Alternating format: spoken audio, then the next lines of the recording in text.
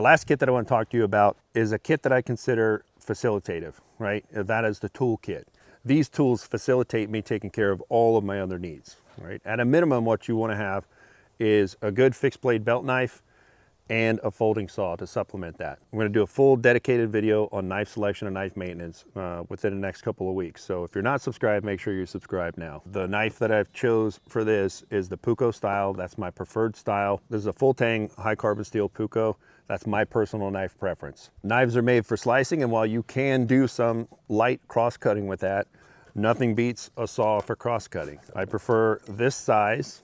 This is a Silky Pocket Boy 170, I believe, 170 millimeters. This is for cross cutting, this is for slicing. No sense in trying to get away with just a knife when you can bring them both. This folding saw also works as a great backup striker for your ferro rod. Works really well.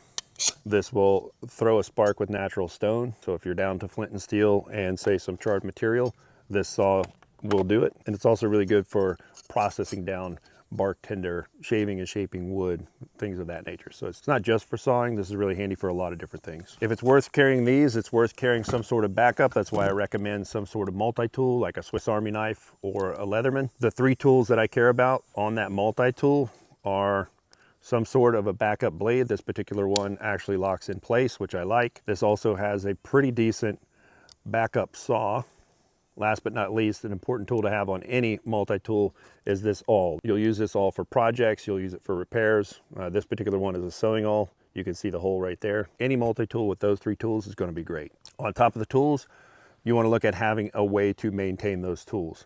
At a minimum, you want to have a leather paddle strap with some honing compound.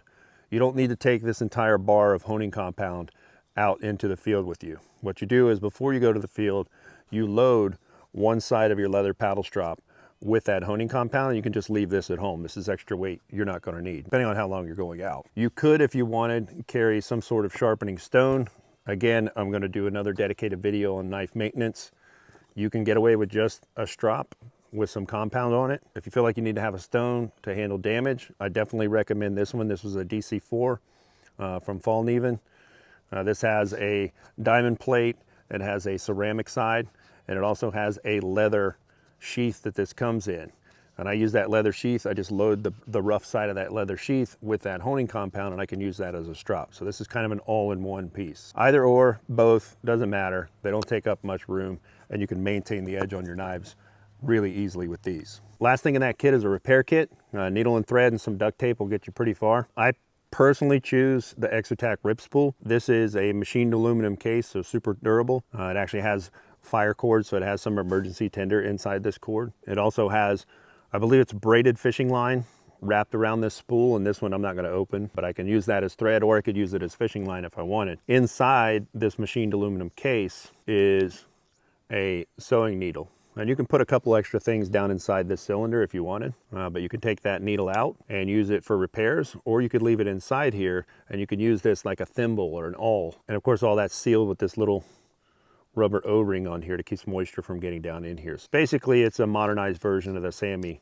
repair kit. I just think it's excellent. I've carried one of these for years. Wouldn't trade it.